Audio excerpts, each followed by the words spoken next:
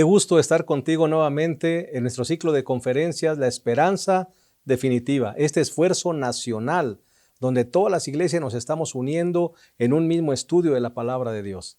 Soy feliz de estar juntos en nuestra segunda noche. Qué bueno que nos acompañas ahí donde estás. Recibe un fuerte abrazo y un gran saludo.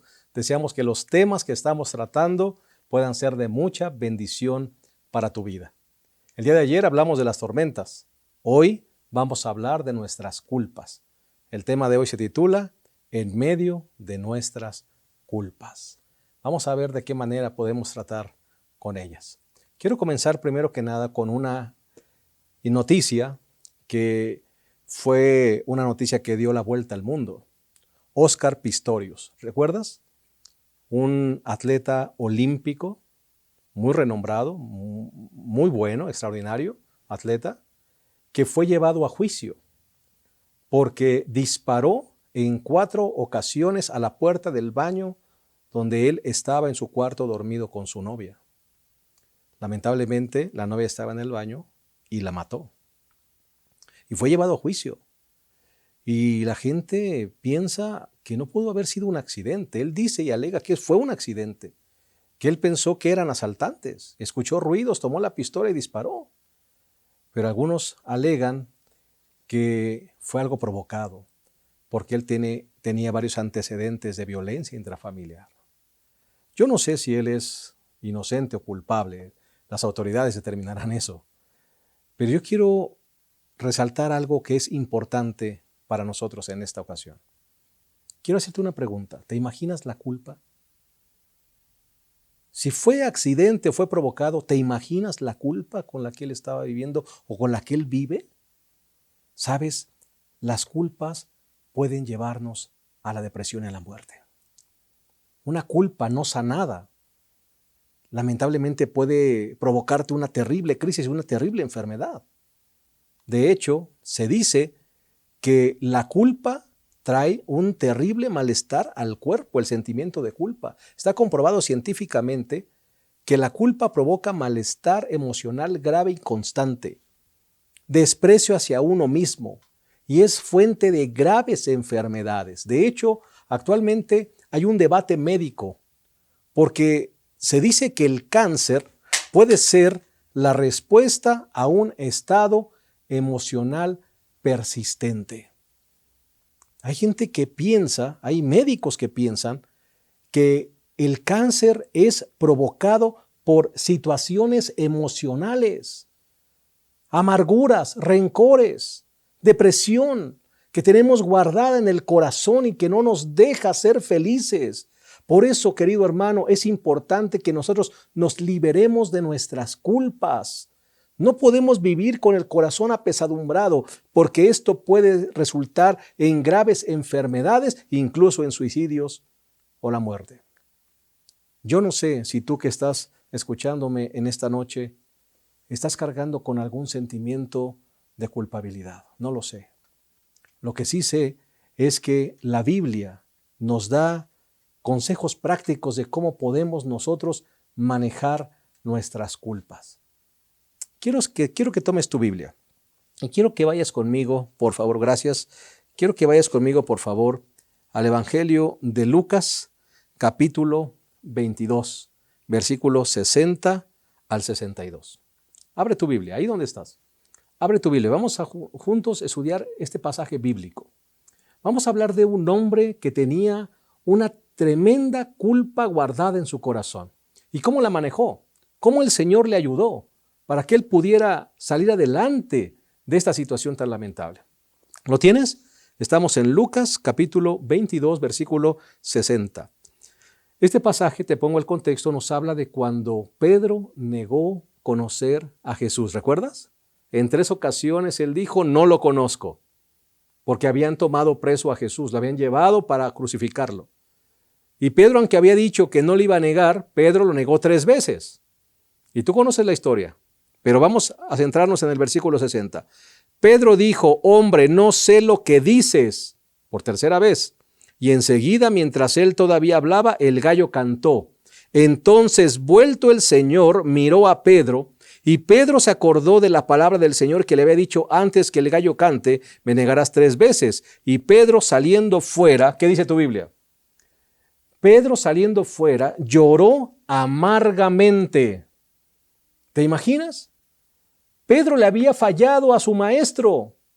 Pedro le había fallado al hombre que le había dado toda su confianza, a su amigo, a su confidente, a quien lo había llamado a una vida completamente distinta.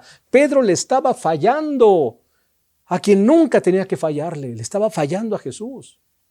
Y lo que más lastimó el corazón de Pedro es que cuando él estaba diciendo por tercera ocasión: no lo conozco, la mirada de Pedro y la mirada de Jesús se encontraron. Y Pedro allí ya no soportó más, porque la mirada de Jesús no era una mirada de reproche, era una mirada de compasión. Y dice la Biblia que Pedro salió corriendo de allí y lloró amargamente. Quiero preguntarte algo. ¿Qué significa llorar amargamente?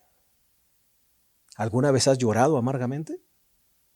Llorar amargamente no es llorar solamente con los ojos, porque nosotros podemos llorar aún de felicidad, pero llorar amargamente es llorar con el corazón, es llorar con el alma, es saber que le fallamos a alguien importante, es saber que destruimos el hogar, es saber que lastimamos el corazón de la esposa, es saber que destruimos la vida de los hijos por esa decisión que tomamos. Cada vez que nosotros tomamos una mala decisión, lastimamos el corazón de muchas personas. Yo no sé si tú que me escuchas has tomado malas decisiones. Y lamentablemente esa mala decisión ha lastimado a quien más amas. Estás lastimando constantemente el corazón de tus hijos. Estás lastimando el corazón de tu esposa. Estás lastimando el corazón de tu familia, la gente que te ama, que cree en ti. Y tú vuelves a fallar. ¿Qué hacemos con nuestras culpas? ¿Qué hacemos con ellas? Porque nuestras culpas nos pueden llevar a la muerte. ¿Cómo trabajamos con nuestras culpas? Bueno, antes de analizar qué enseña la Biblia acerca de cómo tratar con las culpas, yo quiero hacerte una pregunta importante. Para poder conocer el resultado, hay que primero saber cuáles son las causas. Y por eso quiero hacerte una pregunta importante. ¿Qué le pasó a Pedro? ¿Qué le pasó? ¿Cuáles fueron las causas de la caída del apóstol Pedro? Este no es el tema central, pero quiero que toquemos rápidamente. Creo que es importante saber qué le pasó a Pedro. Y sabes, la Biblia, allí, unos momentos antes de la negación, hay 3 pasajes, 3 episodios que nos pueden dar una vislumbre de lo que pasó con Pedro. Pueden ser muchas las causas, pero te voy a dar 3. ¿Estás listo? Te voy a dar 3. Allí mismo, si tú vas en San Lucas, en el capítulo 22, antes de que Pedro negara a Jesús, pasaron 3 cosas en la vida de Pedro, que nos pueden tal vez dar una vislumbre de lo que fue la causa de su fracaso. Vamos juntos, por favor. La primera causa que yo encuentro aquí está en el versículo 24. ¿Lo tienes? Lucas 22, 24. Hubo también entre los discípulos una gran discusión sobre quién de ellos sería el mayor. ¿Cuál era la discusión? ¿Quién de ellos sería el mayor? Me llama la atención que los discípulos, en 3 ocasiones, los evangelios registran que ellos estaban discutiendo sobre quién de ellos era el mayor.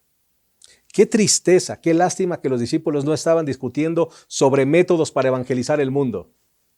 Qué lástima que los discípulos no estaban discutiendo sobre estrategias para hacer enaltecer el reino de Dios.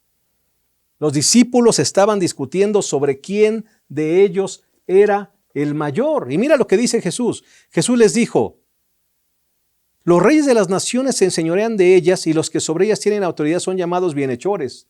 Mas no así vosotros, sino sea el mayor entre vosotros como el más joven y el que dirige como el que sirve. Porque ¿cuál es mayor, el que se sienta a la mesa o el que sirve? ¿No es el que se sienta a la mesa? Mas yo estoy entre vosotros como el que sirve. Aquí está la primera causa de la caída de Pedro. Pedro perdió completamente la visión del servicio. Y no solo Pedro y los discípulos. Los discípulos con esta acción demuestran lo que está anidándose en su corazón. Lo que se está anidando en su corazón no es el servicio, no es engrandecer el reino de Dios. Lo que ellos están buscando son puestos de importancia, son puestos jerárquicos. ¿Cómo nos parecemos nosotros a los discípulos? Porque muchas veces nosotros solamente estamos peleando quién es el dueño, quién es el jefe, quiénes son los siervos. ¿Quién es el que manda? ¿Quiénes son los que obedecen? Yo quiero luchar por el cargo más alto. Yo debo ser el presidente. Yo debo ser el principal. Eso es en el mundo. Eso es en una empresa normal. Pero en el reino de Dios, en la obra de Dios, no debe ser así.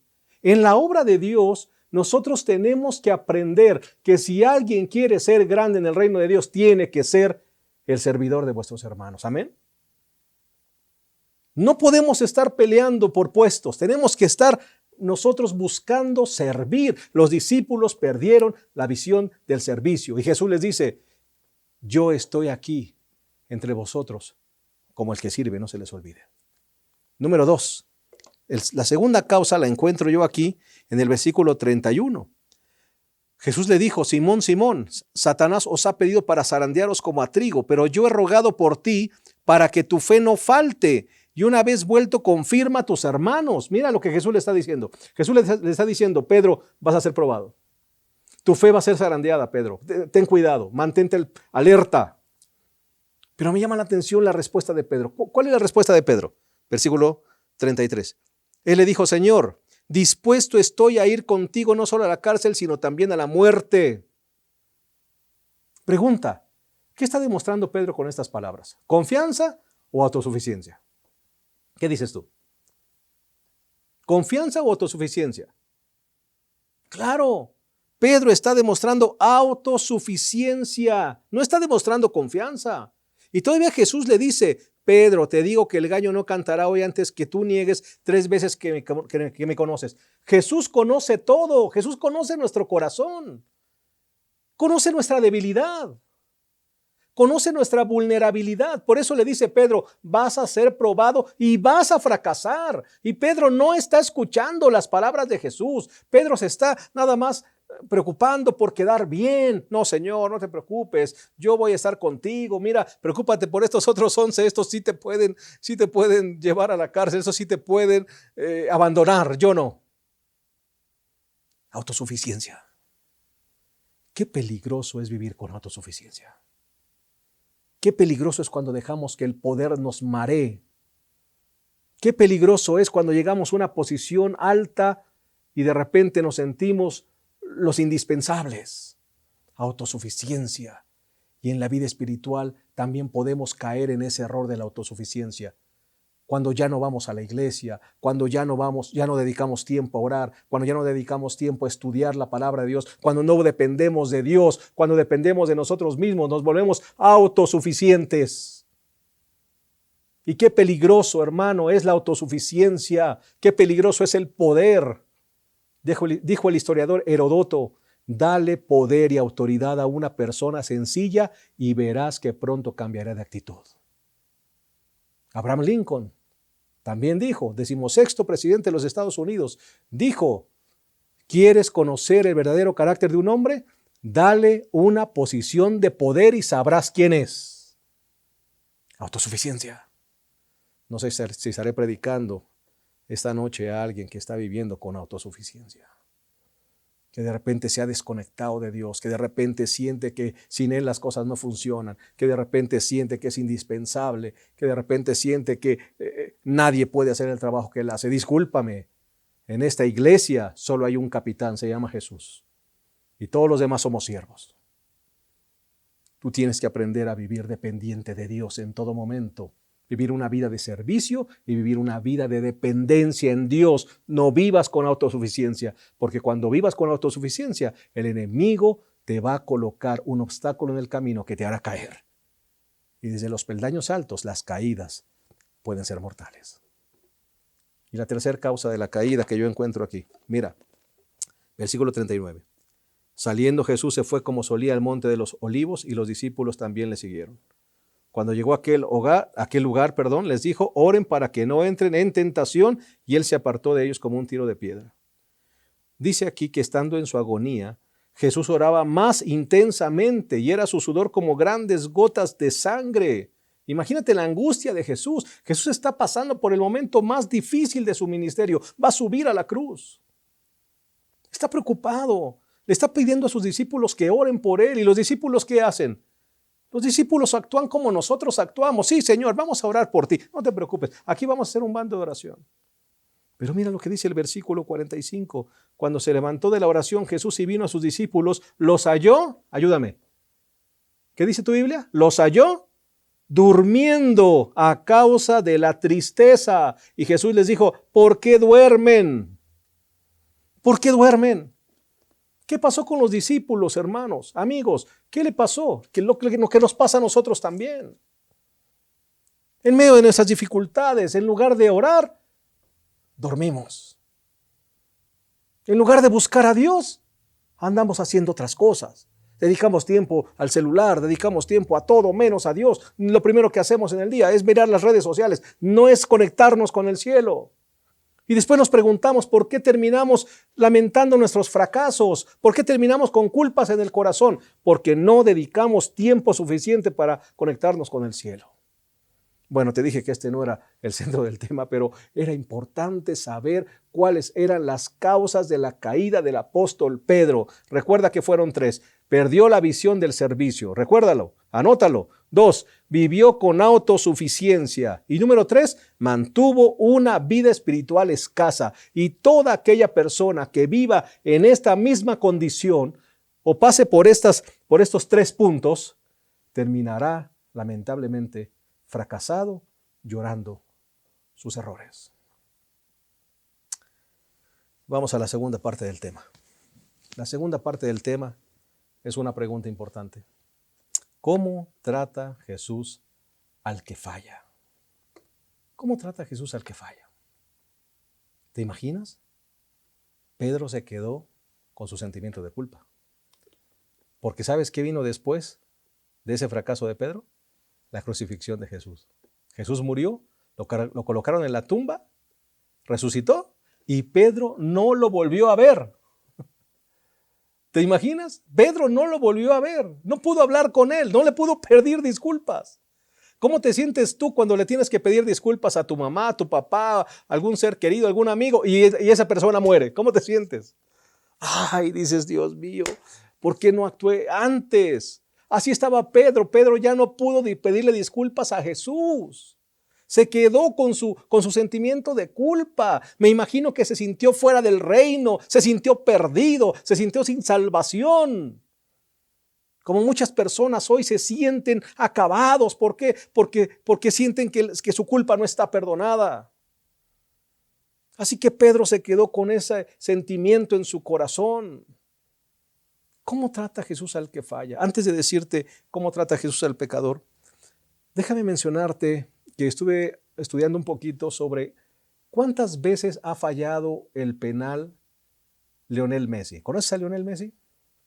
Considerado el mejor jugador del mundo actualmente. ¿Sabes cuántos penales ha fallado Lionel Messi en su carrera como futbolista profesional? 22. De cada 100 penaltis que él tira, 22 falla. Y algunos de los penales que ha fallado Lionel Messi han sido muy importantes. Han dejado a su equipo fuera de la final o del campeonato. Así que han sido penales muy importantes que ha fallado.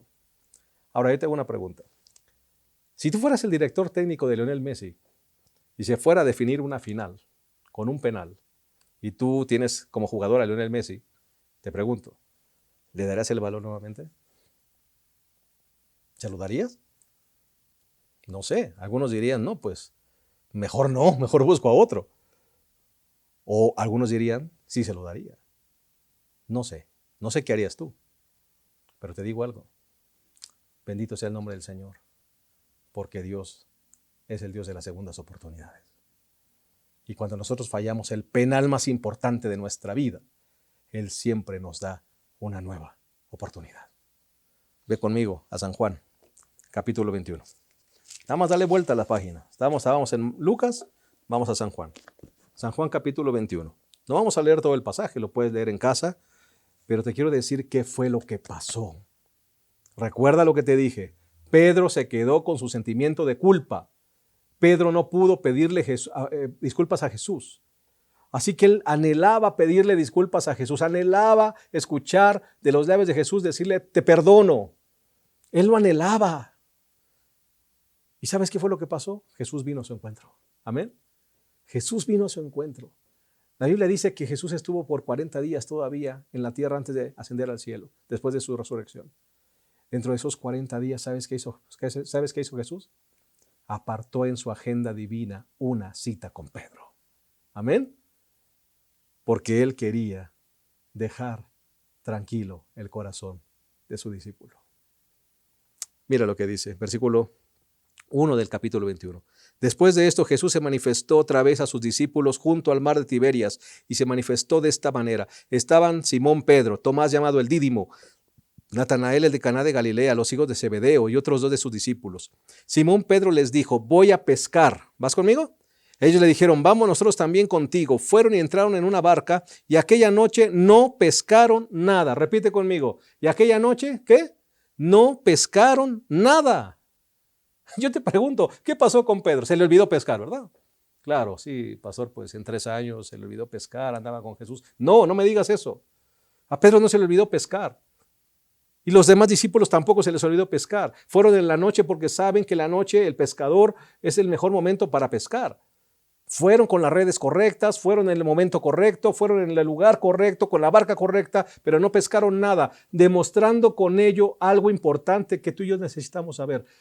Cuando nos separamos de Jesús, cuando no le pedimos perdón a Jesús, cuando no nos ponemos a cuentas con Jesús ni con la gente que lastimamos, no hay avance en nuestra vida, no hay luz, no hay bendición.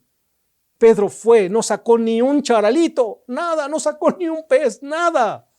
¿Te imaginas el sentimiento de culpa? Hermano, el sentimiento de culpa es terrible, te mata. Te mata. Yo no sé si alguien en esta noche está aquí sentado y tiene una culpa cargando. Una vez escuché a una chica que me dijo, pastor, yo cuando era joven aborté y no me he podido perdonar. Yo le dije, hija, aquí estás en el lugar correcto, estás en el lugar de las segundas oportunidades. Ven a Jesús. Ven a Jesús. Aquí está Jesús. Mira lo que hace Jesús. 4 cosas hace Jesús con Pedro. 4 cosas hace Jesús con Pedro. Aquí bien, ¿te imaginas? Vienen cargando las redes, derrotados. No hay bendición sin Jesús. No hay bendición si no te pones a cuentas con Jesús. No hay avance, no hay peces, no hay nada. La noche está oscura. Cuando iba amaneciendo, se presentó Jesús en la playa, mas los discípulos no sabían que era Jesús. Y les dijo, hijitos, ¿tenéis algo de comer? Y le respondieron, no. No sé cómo le respondieron, no. Fuerte, no. Ahí está un curioso viendo su fracaso. No, no tenemos nada. Y entonces Jesús les dijo, versículo 5. Versículo 6. Echad la red a la derecha de la barca y hallaréis. ¿Qué dijo Jesús? Echar la red a la derecha. ¿Recuerdas esas palabras? Lucas 5:4. Lucas 5:4. Fue el momento cuando Jesús llamó a Pedro, ¿te acuerdas? Fueron las mismas palabras que le dijo a Pedro. Echa la red a la derecha y hallaréis. Y sacó la red llena de peces. Y ahora dice que volvieron a echar la red a la derecha. ¿Por qué? Porque Pedro sabía que esas palabras eran conocidas para él. Él sabía que esas palabras ya las había escuchado 3 años atrás. Así que Pedro echa la red a la derecha con el sol del día, en el momento que no era el indicado, a la hora que no era la indicada. Echan la red a la derecha y hallan, dice aquí, la red ya no la podían sacar por la cantidad de peces que había. Hermano, cuando te pones a cuentas con Dios, hay bendición, amén. Se devuelve la bendición, las ventanas de los cielos se abren y hay bendición para ti, para tu familia. Bendito sea el Señor. Pero ¿qué más hace el Señor? Lo segundo que hace el Señor, hermano, es Jesús nos ministra. Recuerda el primer punto, Jesús nos busca. ¿Tienes una cuenta pendiente con Jesús? Jesús te está buscando. Si estás aquí escuchando este tema, no es casualidad, es que Jesús te está buscando porque hay una cuenta pendiente. Tienes que pedir perdón por algo que hiciste, por ese pecado que tienes oculto, por eso que estás haciendo que nadie sabe. Dios necesita que te pongas a cuentas con Él y te pongas a cuentas con tus semejantes. El Señor quiere que te pongas a cuentas para que venga la bendición. Lo segundo que Jesús hace es ministrar el corazón de sus discípulos. Versículo 9. Al descender a tierra, vieron brasas puestas y un pez encima de ellas y pan. Y Jesús les dijo: traed los peces que acabáis de pescar. Subió Simón Pedro y sacó la red llena de grandes peces, 153, que aun siendo tanto la red no se rompió. Jesús les dijo: venid y comed. Ninguno de los discípulos se atrevía a preguntarle: ¿tú quién eres?, sabiendo que era el Señor. Vino pues Jesús, tomó pan y les dio, y asimismo del pescado. Yo no sé cómo te esperaba tu mamá cuando tenías que arreglar cuentas con ella, pero mi mamá me esperaba con un cinturón o con una chancla. Pero yo no sé cómo te esperaban a ti. Mi mamá me esperaba: ven aquí, vamos a arreglar cuentas. Y ya la veía yo con el cinturón en la mano, ya sabía que me iba a ir mal. Pero sabes una cosa, Jesús espera a los discípulos con un pan y un pescado listo, emparedados, un sándwich. Y Jesús les da. ¿Sabes qué está haciendo Jesús? Preparando el camino. Porque Jesús no te va a preguntar por qué fallaste. Jesús no te va a lastimar. Jesús no te va a reclamar. Jesús viene y te ministra. Jesús viene y te ministra el corazón. Jesús viene y te ofrece un emparedado. Hay una cuenta pendiente, vamos a arreglarla tú y yo, vamos a arreglarla. Y Jesús trae el pan y el pescado y les da a los discípulos. Hermano, lo tercero que hace el Señor es: Jesús nos confronta. Jesús nos confronta. Te digo por qué. Porque Jesús no puede perdonarte si primero no te lleva a reconocer por qué fallaste. Ya vino a tu encuentro. Ya te dio el emparedado, ya preparó el camino, porque Jesús es un caballero. Jesús es fino cuando va a arreglar cuentas con nosotros. Pero Él primero tiene que saber que tú reconoces cuál fue tu error. Por eso cuando algunos jóvenes vienen a decirme que hicieron algo malo, yo lo primero que les pregunto es: ¿por qué lo hicieron? Porque es lo que Jesús hace con Pedro. ¿Por qué lo hiciste? Mira lo que viene. Versículo 15. Cuando hubieron comido, Jesús dijo a Simón Pedro: Simón, hijo de Jonás, ¿me amas más que estos? Viene el examen más importante de la vida de Pedro. 3 preguntas. ¿Me amas más que estos? Él no podía decir: sí, te amo más que estos, porque Juan fue el único discípulo que se quedó a la cruz, a los pies de la cruz. Incluso le encargó a su madre. Y dice aquí que Pedro se quedó triste. Segunda pregunta, versículo 16. Le dijo por segunda vez: Simón, hijo de Jonás, ¿me amas? Pedro le respondió: Señor, tú sabes que te quiero. ¿Ves la respuesta? ¿Me amas? Te quiero. ¿Me amas? Te quiero, Señor. ¿Me amas con un amor perfecto? No, Señor. Te amo con un amor imperfecto. Te quiero. Soy humano, soy imperfecto. Te quiero. Viene la tercera pregunta. Simón, hijo de Jonás, ¿me amas? Pedro se entristeció de que le dijera la tercera vez: ¿me amas? Y le respondió: Señor, tú lo sabes todo. Repite conmigo: tú lo sabes todo. ¿Qué le está diciendo? ¿Qué le está diciendo Pedro? Tú lo sabes todo. Tú sabes quién soy. Tú sabes que fui cobarde. Tú sabes que fui autosuficiente. Tú sabes que no dediqué suficiente tiempo para buscarte. Tú sabes que fui un egoísta. Tú sabes que soy un orgulloso. Tienes que reconocer quién eres primero. Tú y yo tal vez tendríamos que decirle: Señor, soy un mentiroso. Señor, soy un vicioso. Señor, soy un usurpador. Señor, soy un adúltero. No sé qué seas, pero hermano, primero tienes que reconocer quién eres para que el Señor te cambie, para que el Señor te sane, para que el Señor te libere. Dice aquí: y entonces Jesús le dijo: apacienta mis ovejas. Jesús le da el balón a Pedro y le dice: Pedro, vas a tirar el penal. ¿Y sabes qué significa eso? Jesús nos restaura por completo. Bendito sea el nombre del Señor. Querido hermano, querido amigo, el único que puede sanar tu corazón y liberarte de tus culpas es Jesús. Amén. Termino con esta cita. La manera en que el Salvador trató a Pedro encerraba una lección para él y sus hermanos. Les enseñó a tratar al transgresor con paciencia, simpatía y amor perdonador. Pedro debía tratar con su rebaño tan tiernamente como Cristo le había tratado a él. Amén. Si tú fuiste perdonado por Jesús, tienes que aprender a perdonar a tus hermanos. Mira esta cita. Hoy Jesús te quiere perdonar, pero también quiere restaurar tu corazón. Te pregunto en esta noche, ¿quieres decirle a Jesús, Jesús, dame tu perdón? Fallé, estoy fallando. No soy digno, Señor, pero aquí estoy, de rodillas. Dame tu perdón. Libérame de mis culpas, de mi remordimiento y dame una nueva oportunidad. ¿Sabes qué el Señor hará contigo? Hará de ti un instrumento de bendición como hizo con Pedro. Porque la historia no termina en fracaso. Dice el libro de los Hechos que Pedro en un sermón llevó a 3,000 personas al bautismo. Amén. Dios hará de ti un instrumento maravilloso de salvación para su iglesia. Pero ven esta noche y entrégale tu corazón. Dile, Señor, por favor, perdóname y restaura mi vida de ahora y para siempre. Te necesito. Que Dios te bendiga. Recuerda que Jesús es nuestra esperanza definitiva. Dios te bendiga.